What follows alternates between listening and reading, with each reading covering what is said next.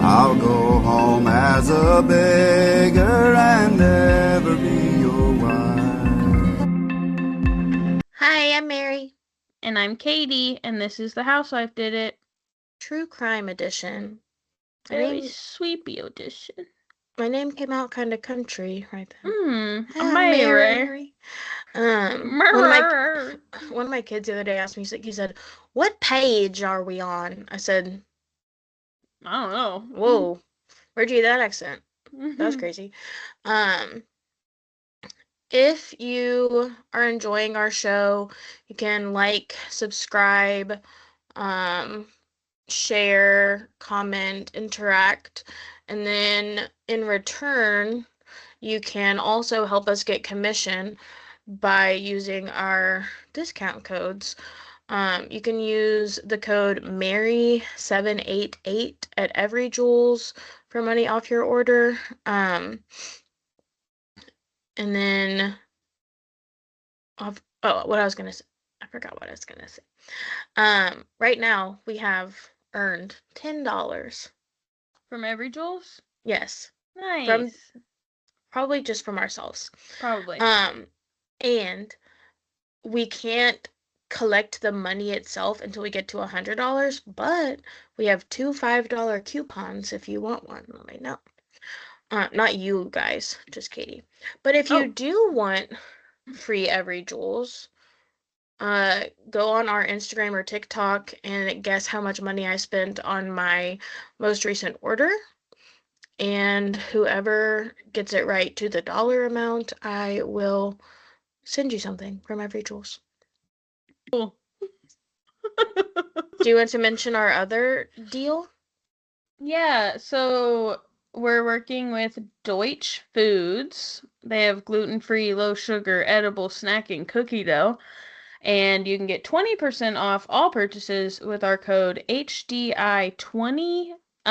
Deutsch is spelled DOICH, so you can look up deutschfoods.com. It's good stuff. Yeah. I have already finished the basic bitch ones. I finished the chocolate chip. The chocolate chip. I tried the birthday cake this morning. It was maybe a little too sprinkly for me. I like birthday cake flavored things, but I do like, this is not on them. This is me. No, I don't like sprinkles. Me either. And dude. I don't like the taste of sprinkles. I know. And so people think it's like that's what it tastes like to me. People think so if it you makes like no sprinkles, difference. Yeah, Billy's eating the birthday cake. Birthday cake is typically like a little rich for me. And I don't like sprinkles. But Billy's loving that one. I like the fudge brownie. Sometimes, I haven't tasted that one yet. Chocolate can be a little much for me, but it's pretty good. I think it might be better if I cook it. I was gonna say, I think what I might do with either the fudge brownie or the birthday cake is I saw a recipe someone posted. I don't know if it was actually Deutsch or if it was because now all these edible cookie dough brands. Oh, it was. Somebody put theirs in the air fryer. Oh. And made it was like a Kodiak cup kind of thing. So I might try that with one of them and see if I like it better cooked that way. Yeah. But the first two, amazing. Very good. All right. I don't have any real-time true crime. I do. Okay. Brief, because I don't have all the details, but 12 U.S. scientists have gone missing or died. Oh. Mysteriously. They are all tied to nuclear or space programs, and in a lot of cases, they're tied to classified projects. The U.S. government is now looking into this. You know, who knows? And the U.S. government. Yeah, it says Congress and the FBI have launched investigations but there's still little information. Suspects have been identified in a couple cases, but I mean, obviously it's just like, why so many? Yeah, true. Um, this has been going on for a little while, and now, like, years, I guess, couple years, or I don't know, but yeah. So now we're up to 12, and that's pretty crazy. Yeah. That's all I got. I just think that's nuts, and we should all keep it on our radar. Yeah. What's happening to these scientists? Yeah. That's just crazy. Mm-hmm. Mm. Mm. Okay. Not to move on too quickly, but are That's you all I ready got. to jump in? Yes. All right, Catherine. You and I are about to go on a little journey together, and that journey takes us back to Indianapolis in the year 1965. Minneapolis. All right. 1965? Yeah, so you taking notes? No, just wanted to make Okay. sure I at least knew where we're back to. All right. Here we go. At around 6:30 p.m. on October 26, 1965, police entered the home of Gertrude Baniszweski. I'm going to try to say her last name as little as possible, Fair. truthfully. After she had sent one of her children to call them from a nearby payphone. She led the officers to a bedroom where the emaciated, beaten, and mutilated body of a teenage girl was lying on a soiled mattress. The girl was Sylvia Likens, a 16-year-old girl under Gertrude's care. Gertrude handed the police a letter Sylvia had written to her parents detailing her plan to run away and explained that Sylvia had left with several teenage boys before returning naked from the waist up and holding this note. She also showed them that she had been attempting, albeit unsuccessfully, to treat Sylvia's wounds with rubbing alcohol. After showing investigators Sylvia's body, Gertrude's daughter Paula held tight to her Bible and announced to the room that Sylvia's death was meant to happen, Oh, and that if Sylvia's sister Jenny would like to continue living with them, they would eagerly accept her and treat her as their own sister. Police definitely wanted to speak to Jenny. mm-hmm. But when they did at the house, they found that her answers were kind of rigid and almost rehearsed.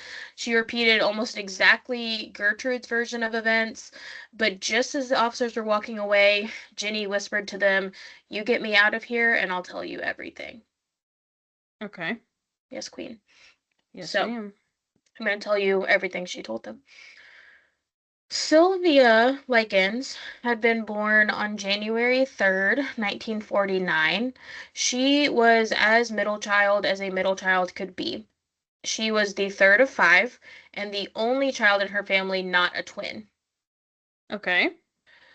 Daniel and Diana were 2 years older than Sylvia, and Benny and Jenny were 1 year younger. The Likens family moved often as their parents worked in the Indiana Carnival, selling candy, beer, and soda. As the children got older, Sylvia's parents, Lester and Elizabeth, found that having their sons travel with them to set up and take down the carnival stands was incredibly helpful, but the younger girls not so much.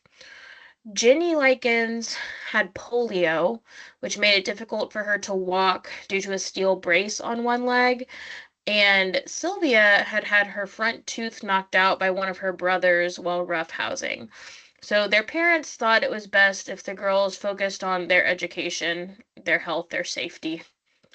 Throughout the summer months, the two girls would often stay with their grandmother. Sylvia particularly worked hard to help their parents with financial burdens, so she would babysit or perform other errands and chores for familiar adults like her grandmother and neighbors, and then she would always give her mom, sorry, she would always give her mom some of her payment. Friendly, confident, lively, exuberant Sylvia was very protective of Jenny, who was more shy and retracted. When they went to the local skating rink, Sylvia would hold Jenny's hand to keep her steady so that Jenny could skate on one foot without hurting her other foot. Okay. On July 3rd, 1965, Elizabeth Likens was arrested and put in jail for shoplifting.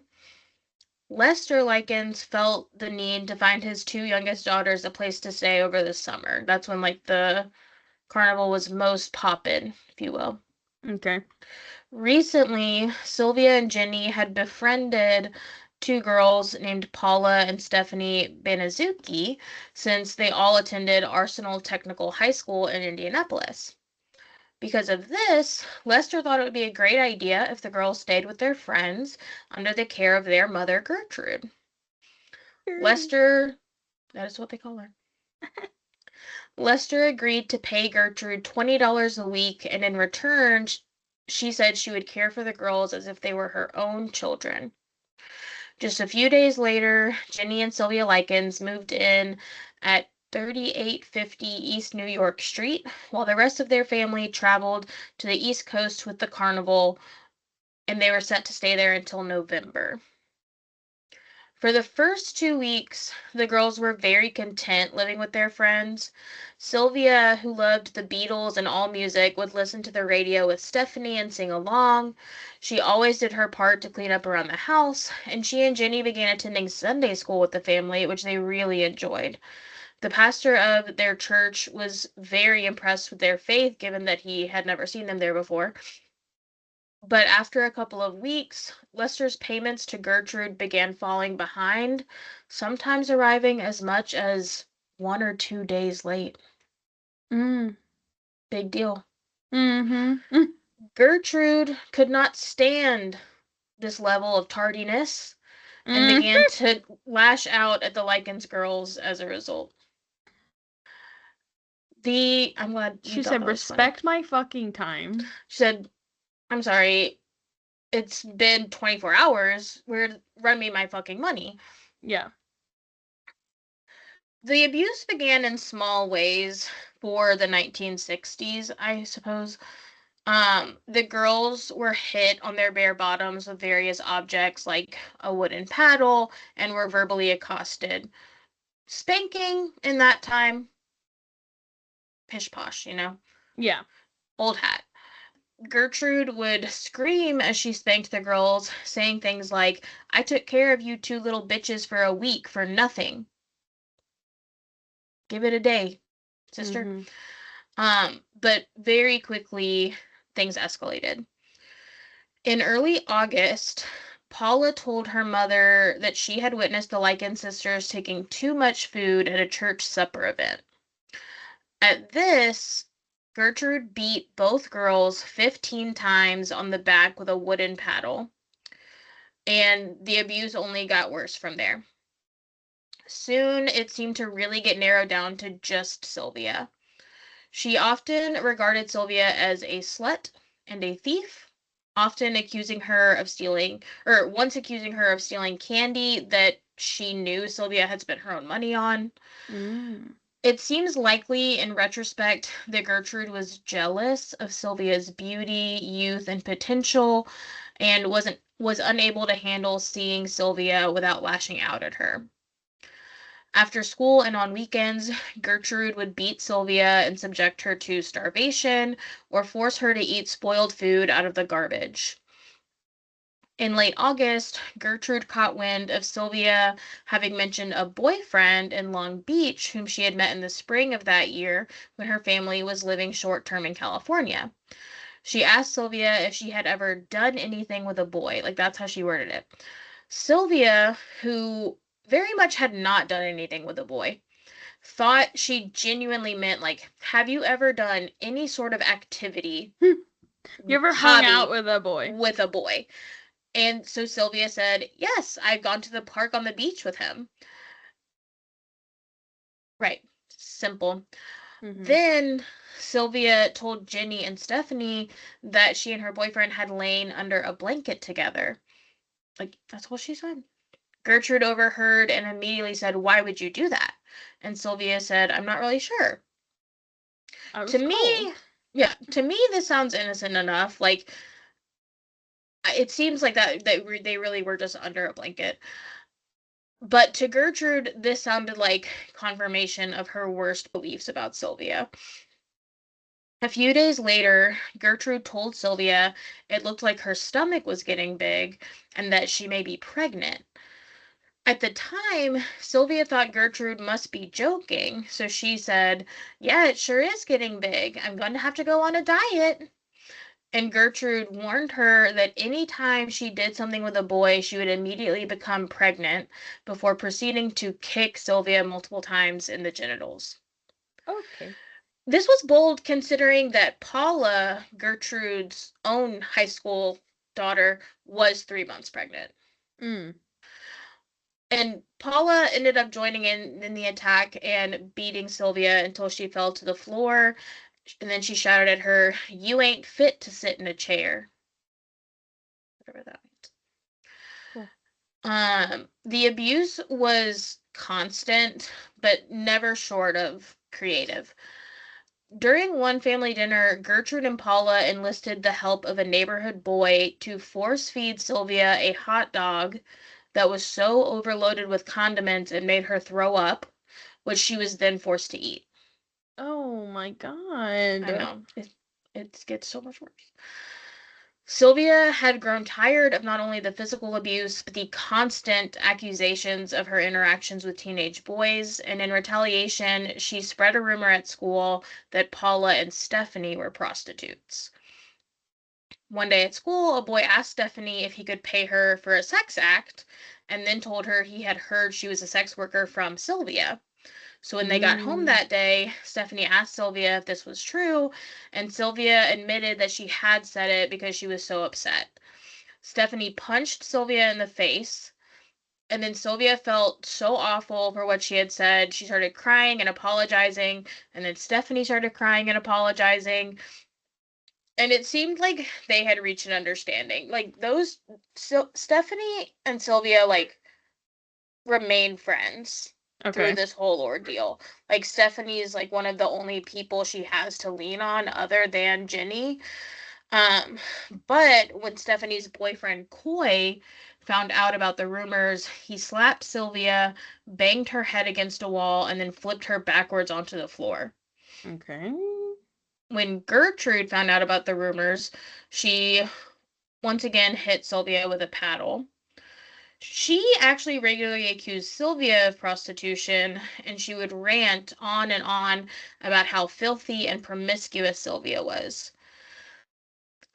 At one point, Paula beat Sylvia in the face, punching her multiple times in the teeth and eyes to the point that Paula broke her own wrist. Oh my god. And then, Karma. I Instant. know. Well, but then when Paula got her cast, she used that to beat Sylvia even Oh harder. my god. At times, even Ginny would hit Sylvia, as Gertrude would threaten to beat her if she didn't participate. Gertrude soon learned that vitriol could be contagious. Her household became pretty open to local teenagers, and local teenagers really wanted to be there to participate in the beatings. Stephanie's boyfriend Coy would come over often with his friends and berate and abuse Sylvia. Once they realized they had Gertrude's blessing, tormenting Sylvia became part of their usual routine. They used Sylvia as a practice dummy for combat judo sessions and burned her with lit cigarettes over 100 times. They would cut her and severely injure her genitals. On one occasion, Sylvia was forced to strip naked in the living room and penetrate herself with a glass Pepsi bottle in front of Gertrude, her teenage minions, and Ginny. Jesus Christ. Gertrude claimed the Just like, reason. why? Why this girl? Oh, I'm you're about to about to tell tell me the you. reason. Yeah. Well, hold on. Stay tuned, everyone. Gertrude claimed the reason for this was that they wanted Ginny to see what kind of girl Sylvia really was. In reality, like, I think it is that I think they were like jealous of her. Like, she was so beautiful, and she was like 16. She was smart, like, and like her parents could see that's why they wanted her to focus on her education. And here she is, like, flaunting all of that in the face of a woman whose career path has been watching children for $20 a week. Mm-hmm. So Sylvia at school needed a new PE uniform, but Gertrude refused to give her the money for it, obviously. So Sylvia stole it.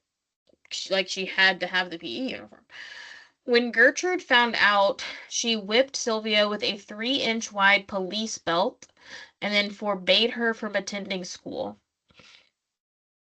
After that beating, she began lecturing Sylvia on the evils of premarital sex and then kicking her repeatedly in the genitals. At this point, Stephanie spoke up, yelling at her mother that Sylvia hadn't done anything, but this did not deter Gertrude. She burned each of Sylvia's fingertips with a match and then continued whipping her with the police belt. A few days later, Gertrude learned that Jenny had stolen a tennis shoe from the school to wear on her stronger foot during PE, and she whipped her with a police belt as well.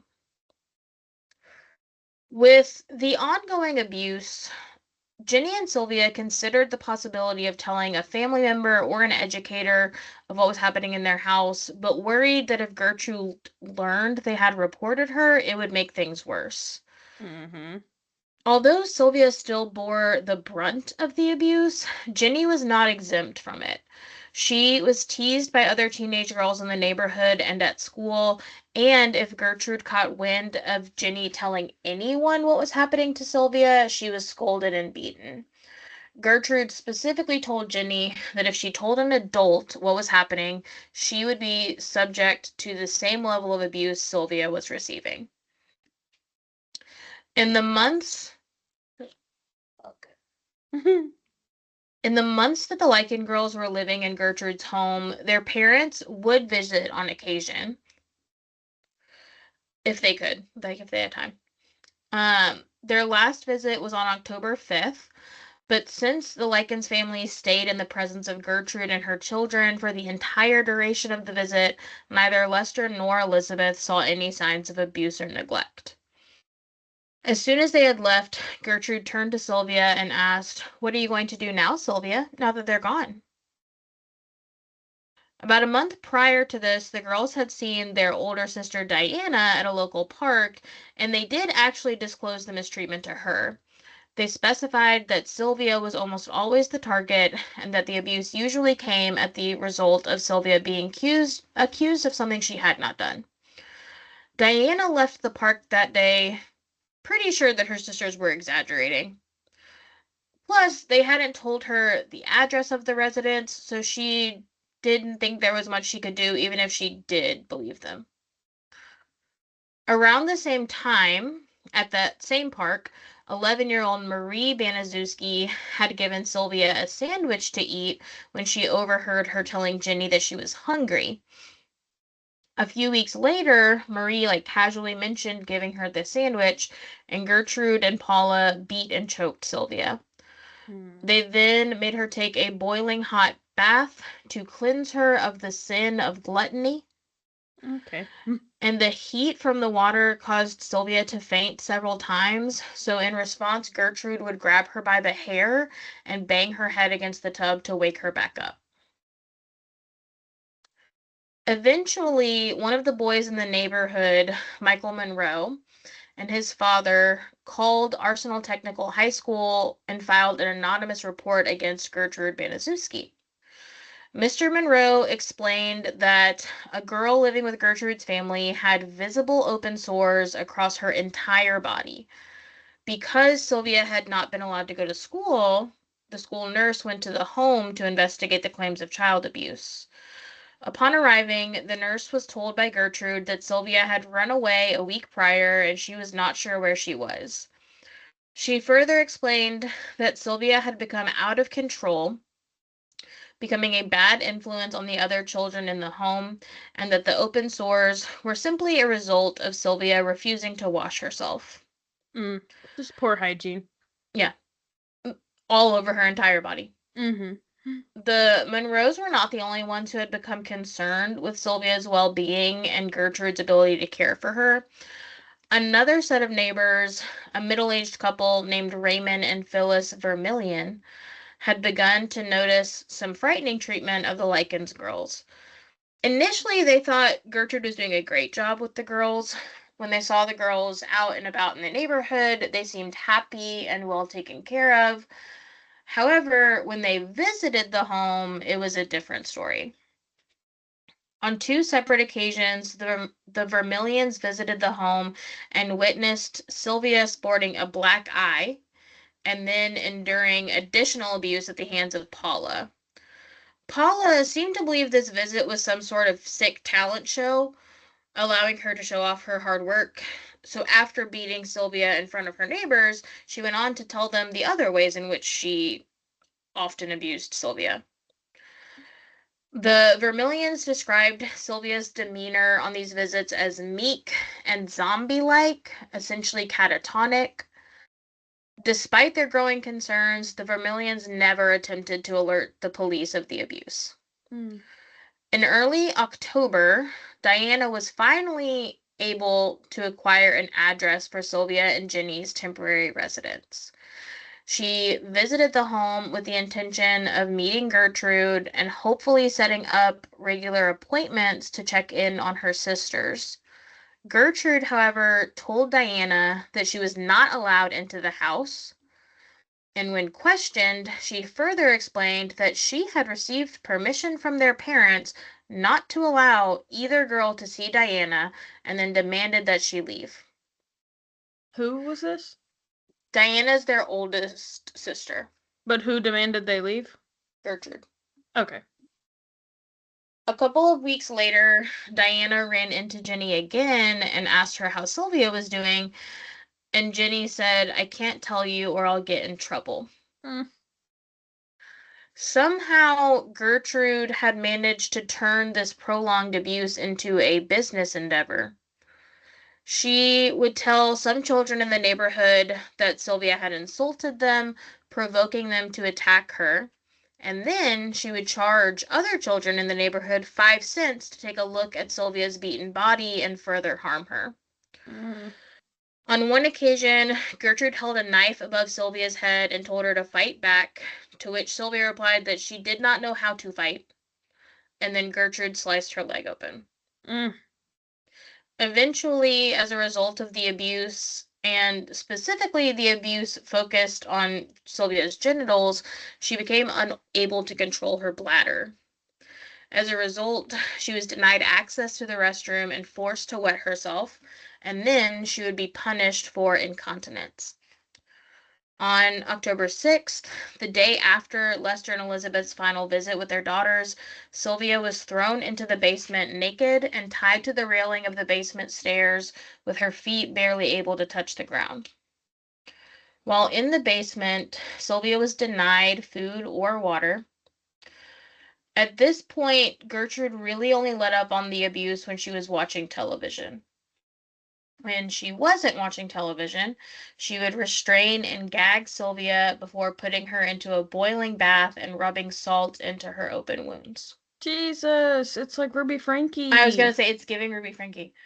At one point, Sylvia was given water, but only after Gertrude and her son, John Jr., had rubbed urine and feces from a used diaper into Sylvia's mouth. Well, you're just going to say into the water.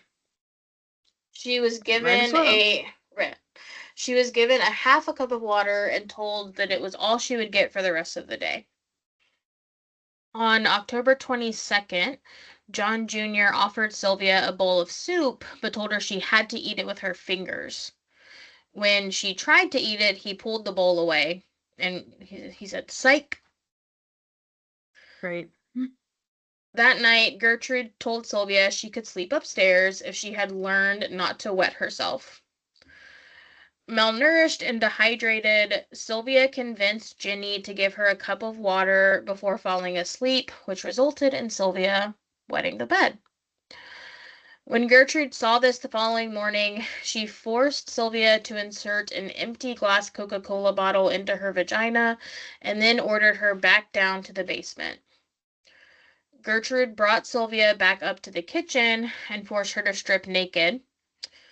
She then used a heated needle to carve the words, "I'm a prostitute and I'm proud of it," onto Sylvia's stomach. That's a lot of letters. Wow. It is.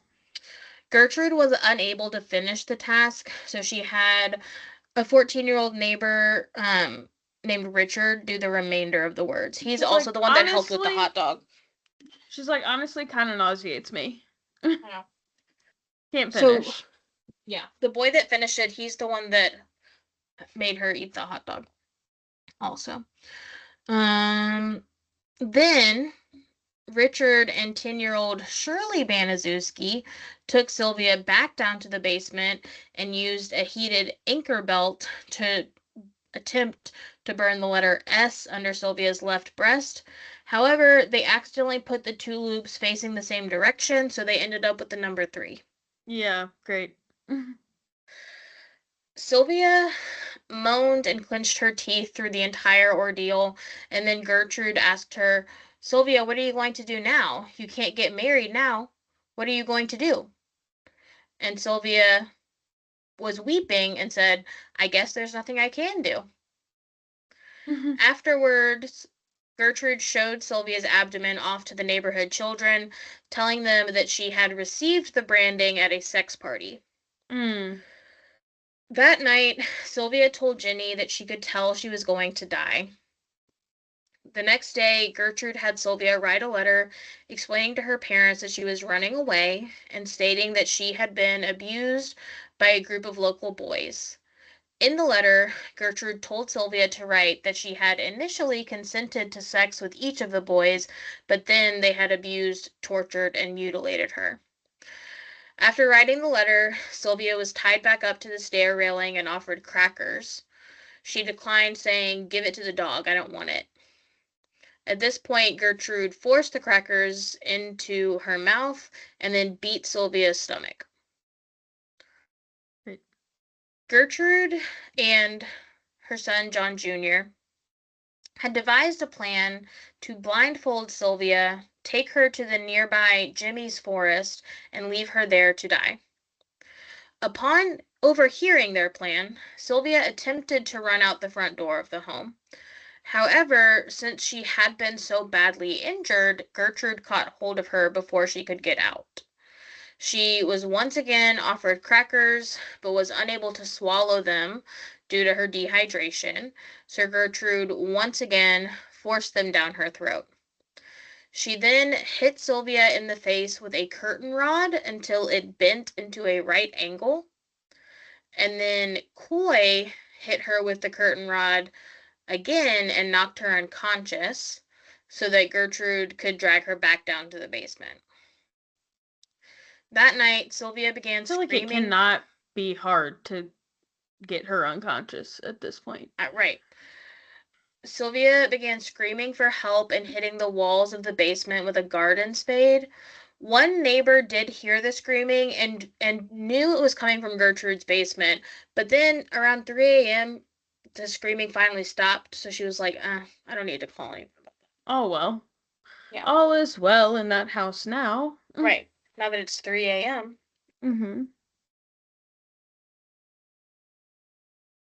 On October 26th, Sylvia had deteriorated to the point of being unable to speak coherently or move her arms and legs. Gertrude carried her into the kitchen, where she propped her up against the wall and tried to feed her a donut. She handed Sylvia a glass of milk, but when Sylvia was unable to lift the glass to her lips, Gertrude knocked it to the floor. She took Sylvia back down to the basement, where she became increasingly delirious. Paula demanded that Sylvia recite the alphabet, but she was unable to continue after getting to the letter D. Paula told her if she didn't finish, she would practice a long jump and land on Sylvia. By this point, Sylvia... Practicing. Yeah. I By have this to know point... how to do this. By this point, Sylvia had defecated on herself. Gertrude ordered her to clean herself up, but Sylvia was unable to lift herself off of the ground. That afternoon, Sylvia did have enough strength to point around the room and name the people that were there, saying, "You're Ricky," or "You're Gertie." At this, Gertrude yelled back, "Shut up! You know who I am." Yeah, she Okay, just said it. What do you mean? great. They gave Sylvia a rotten pear to eat, but she was unable to bite into it, saying it felt like all of her teeth were loose. Ginny reminded her that she had lost her front tooth when she was 7. She said, "No, Sylvia, not all of your teeth are loose, but you're missing one." Oh, great. And then Ginny headed to a neighbor's house to help with some gardening. Some of the boys brought a garden hose into the house and began spraying Sylvia with it in an attempt to wash her. And during this, she tried to run out of the basement but collapsed before she could reach the stairs. Gertrude then stomped on her head. Afterwards, Stephanie held Sylvia's body and cried, attempting to clean her emaciated friend. Another boy from the neighborhood ran into the basement and slipped on the wet floor. Upon seeing Stephanie and Sylvia's embrace, the boy helped Stephanie give Sylvia a proper bath and a new set of clothes. They carried her back upstairs to one of the bedrooms and laid her down on the bed to rest. Sylvia told Stephanie that she wished to go home and be with her father, and Stephanie called out, "Oh, she'll be all right," before Sylvia took her final breath. Stephanie attempted mouth-to-mouth resuscitation while her mother beat Sylvia's body with a book, shouting, "Faker, faker," before commanding one of the children to go to the payphone and call the police. Just fake dying? Yeah. Okay. After hearing What are this... the police gonna do?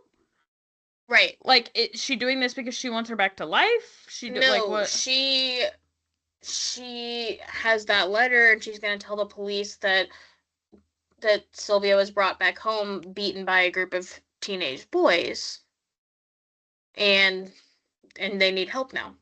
Okay. After hearing this harrowing tale from Ginny, officers quickly arrested Gertrude, Paula, Stephanie, and John Jr. on suspicion of murder. Coy Hubbard and Richard Hobbs were also charged with murder. The teenagers were placed in the custody of a juvenile detention center, while the younger children were detained at the Indianapolis Children's Guardians Home, and all were held without bail. Gertrude, from the start, denied any involvement in Sylvia's death or abuse. Instead, she threw her children under the bus, confessing that she was aware of how Paula and Coy had been torturing Sylvia and adding, "Paula did most of the damage, but Coy did a lot of the beating." She did admit to forcing Sylvia to sleep in the basement, but only on occasions that she had wet the bed. Okay.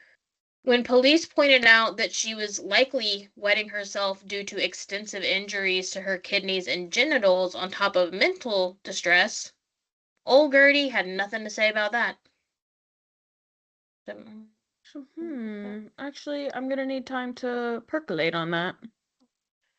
Paula immediately signed a statement admitting to beating Sylvia with a police belt, breaking her wrist against Sylvia's jaw, pushing her down the stairs multiple times, and giving her a black eye, among other atrocities.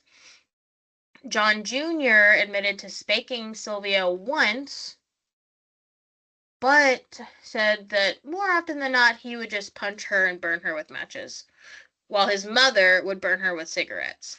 5 other children in the neighborhood had been arrested and charged with causing injury to a person, but all were released under the condition that they would act as witnesses at the trial.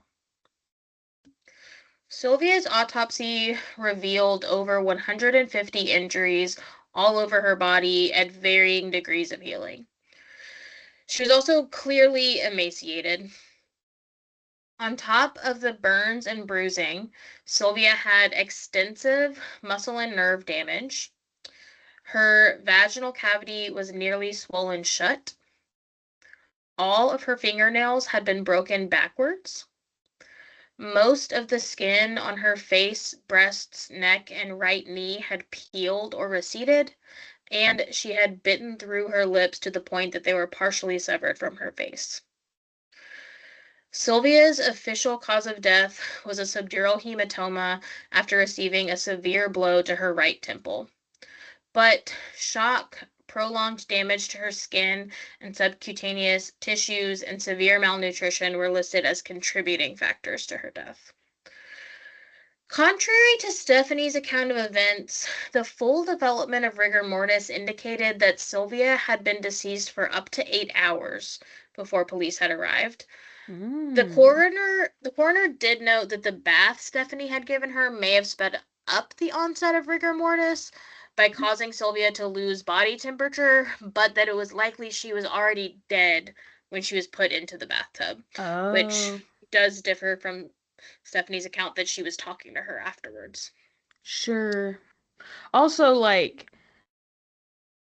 I don't know the science, but, like, would it not be possible that, like, continuing to, like, beat her dead body would, like, kind of speed up, like, bruising and pooling and, like, whatever else goes on? Maybe. Like, I don't know. Maybe. On December 30th, 1965, the Marion County Grand Jury returned first-degree murder indictments against Gertrude, Paula, John Jr., Richard, and Coy, and also charged them with inflicting a culmination of fatal injuries to Sylvia Likens with premeditated malice.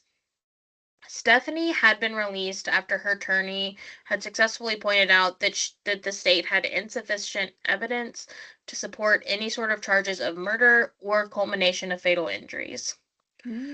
Stephanie waived her immunity, but agreed to testify against any of the individuals charged with the abuse and murder of her friend.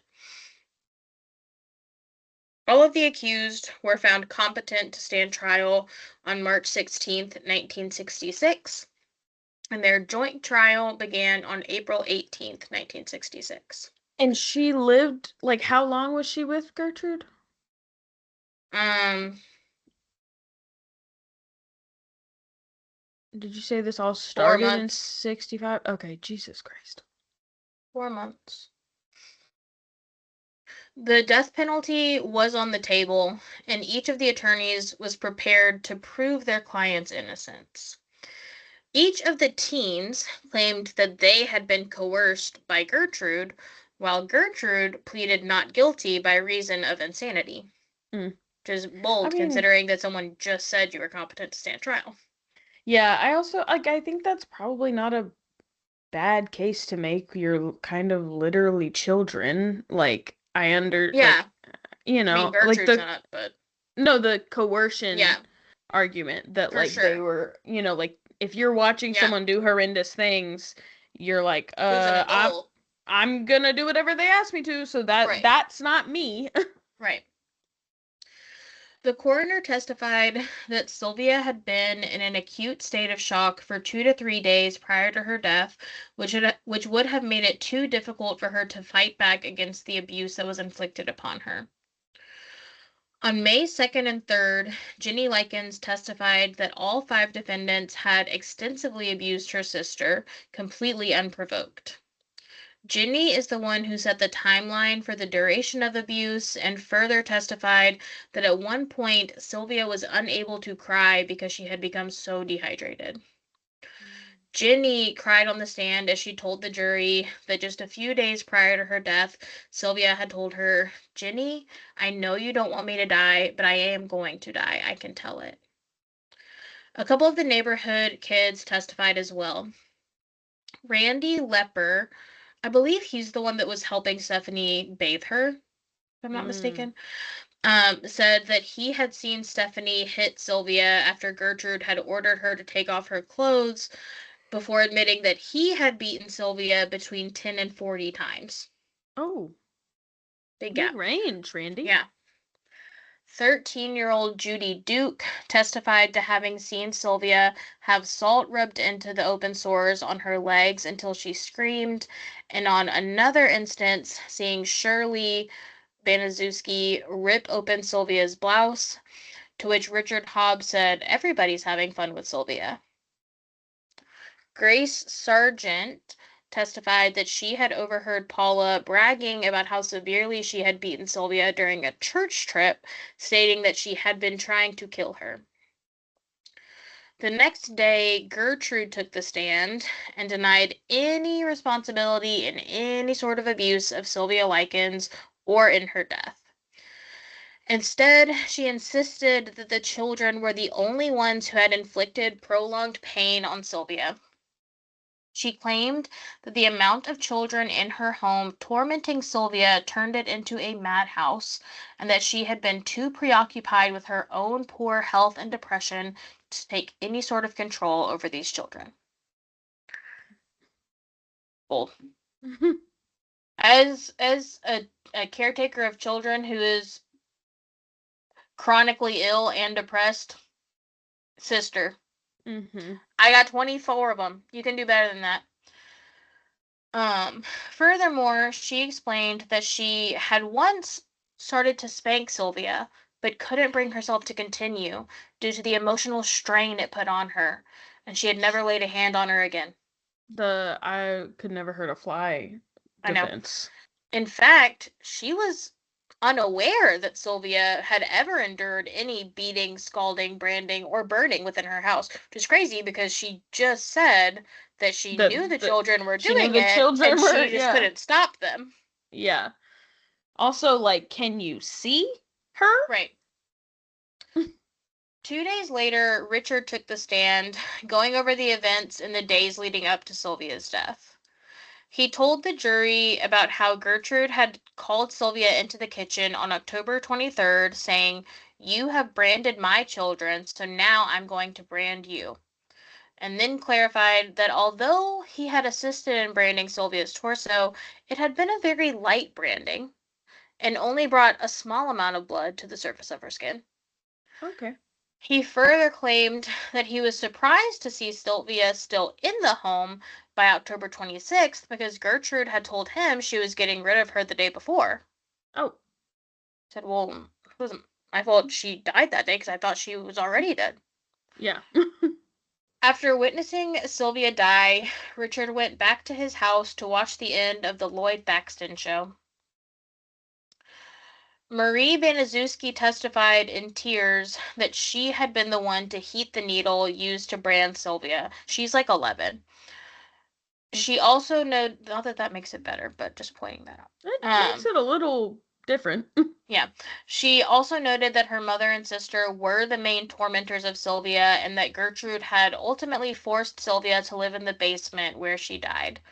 She said when her mother wasn't torturing Sylvia, she would nonchalantly watch others do so, specifically pointing out an incident where her mother had sat in a chair and crocheted while she watched a girl attack Sylvia.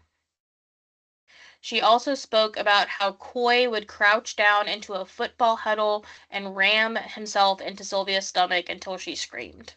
Oh my god.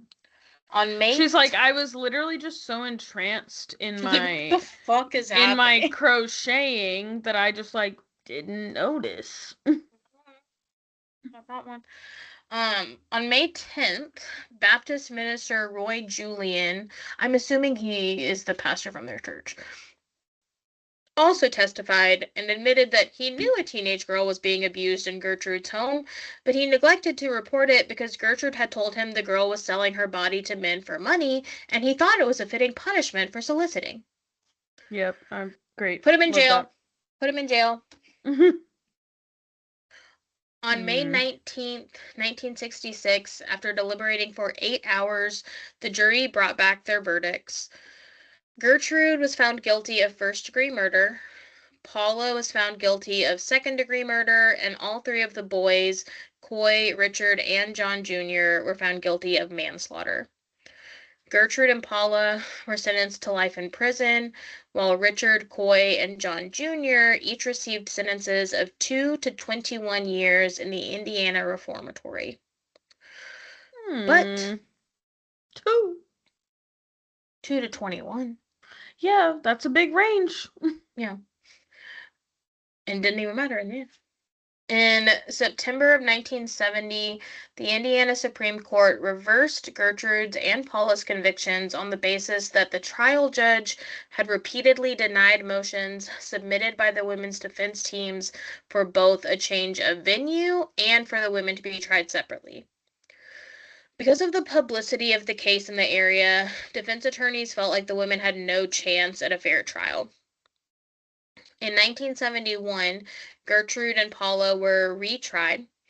Paula pleaded guilty to voluntary manslaughter and was sentenced to 2 to 21 years in prison. Mm-hmm. In 1971, Paula tried twice to escape from prison, but was caught, and then somehow they released her in December of 1972. Fine, we'll just give you what you want. Right. Quit trying. Gertrude chose to undergo another trial and was once again sentenced to life in prison for first-degree murder. Over the next 14 years, Gertrude earned herself the title of prison den mother. Not anything I would ever want to be called, actually. She was especially for someone who seems to have zero maternal instincts. Right. She was a model prisoner working in the prison sewing shop and serving as a role model for younger inmates who affectionately called her mom. By 1985, Gertrude had changed her name to Nadine Van Fausen, found God, and earned parole. Great, cool. When the Likens family learned that Van Fausen was to be released on parole, they protested her release with the backing of 2 anti-crime groups and many other community members. They submitted a petition with over 40,000 signatures demanding that Van Fausen remain in prison for life, but on December 4th, 1985, she was released from prison. In her parole hearing, she stated, quote, "I wish her death could be undone. I'm not sure what role I had in it because I was on drugs. I never really knew her, but I take full responsibility for whatever happened to Sylvia." End quote. It doesn't sound like you do. After being released from prison, Van Fausen relocated to Iowa until she died of lung cancer in 1990 at the age of 61. Paula had also assumed a new identity, going by the name Paula Pace, and worked as a school counselor's aide in Conrad, Iowa. She was fired in 2012 when the school found out her true identity. She got married and had 2 children, although the children she had given birth, or sorry, not the children, the child she had given birth to during the trial, remember she was pregnant, named Gertrude, had been adopted. It's the fact that she gave birth during this trial and said, let me double down. Let me stand 10 toes down. Gertrude's my hero. Yeah. Crazy. I Stephanie. know a baby named Gertrude. No. Stephanie, during the trial, had stated that she wanted to testify to be of help, and keep in mind she gave up her immunity to do it. Like, she was like, if you find that I'm guilty of something while I'm testifying, okay. Although there was an attempt to resubmit her case, Stephanie was never tried or convicted of any wrongdoing against Sylvia Likens. She changed her name to Stephanie Sarikstad, moved to Florida, got married, and had several children. The youngest of Gertrude's children were sent to live with their father. Richard, Coy, and John Jr. each served less than 2 years in prison before being granted parole on February 27th, 1968. Richard This Hobbs feels died. like they're very this was bad. Yeah. But she was a slut. So right. you know. And also, she wasn't. Like, I that's the know, crazy thing. but it Like, feels that's like the crazy thing. It's like, I feel like it's been proven time and time again by this testimony that it's not yeah. true. It But they're just feels still like like, that's no, like, it the makes sense that, like, they would do that because they thought it. yeah, that's like the 60s of it all. That's like, I know. yeah, abuse that leads to death or abuse at all is bad, but like they didn't think she was innocent. Right. So, Richard Hobbs died of lung cancer on January 2nd, 1972 at the age of 21. oh, Mhm. my Christ. Coy Hubbard tried to go on with life as normal, but after the film An American Crime was released, he was fired from his job. Oh, The film is a yes. drama. Also, it's so good. It's a drama starring Elliot Page as Sylvia Likens. And since Coy had never changed his name, He's the it only one. became pretty clear to his employer that he had been a part of the murder. Yeah. He How died. new is this? Like how? It was 2007. Oh, okay. He died very shortly after this of a heart attack on June 23rd, 2007, at the age of 56. John Jr. changed his name to John Blake and began working as a lay minister and counseling children of divorced parents. He died on May 19th, 2005, at the age of 52 due to diabetes complications. The charges against all other parties were dropped. Jenny Likens married and had children, but she remained traumatized by her few months living with Gertrude. When Gertrude passed away, Jenny mailed the obituary to her mother with a note that read, "Some good news. Damn old Gertrude died. Ha ha ha. I am happy about that." I'm sure. After Sylvia's death, Indiana officially adopted the mandated reporter law and focused on increasing understanding of the investigation and recognition of child abuse. In June of 2001, Pretty understood and right, recognized. they just didn't tell anyone. Right. In June of 2001, a 6-foot tall memorial dedicated to Sylvia Likens was unveiled in Willard Park, Washington Street, Indianapolis, and several hundred people attended. On the memorial, a poem is inscribed which reads, "I see a light, hope. I feel a breeze, strength. I hear a song, relief. Let them through, for they are the welcome ones." Cute. The end. The end. Thanks for coming. Oh my God, she is so. Isn't she beautiful? And Oh like my she doesn't God. smile with her teeth because she's missing like that one front tooth. This seems to be the only picture of her, I know. which makes Well, sense, but like, there are pictures of her body. well, no, yeah, not interested in that. But she is Gorgina. I know. So cutie. Oh my goodness. Wow, that was brutal. Mean to me. Just kidding.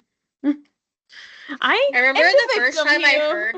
I remember the first time I heard this case on a podcast. They were like, I can't remember if it was. I can't remember what podcast it was, but they were like, "Y'all have been begging for us to do this case," and like before I get into it, let me just say, like, y'all are sick. Yeah. Y'all are horrible people Yeah. for asking for this. What the hell? Oh my goodness. Okay. I don't even want to say thank you. Yeah, sorry. I'll have to watch that movie now. It is a good movie. All right. Highly recommend. I have no thoughts other than sad. Oh, okay. Okay. Bye. Bye.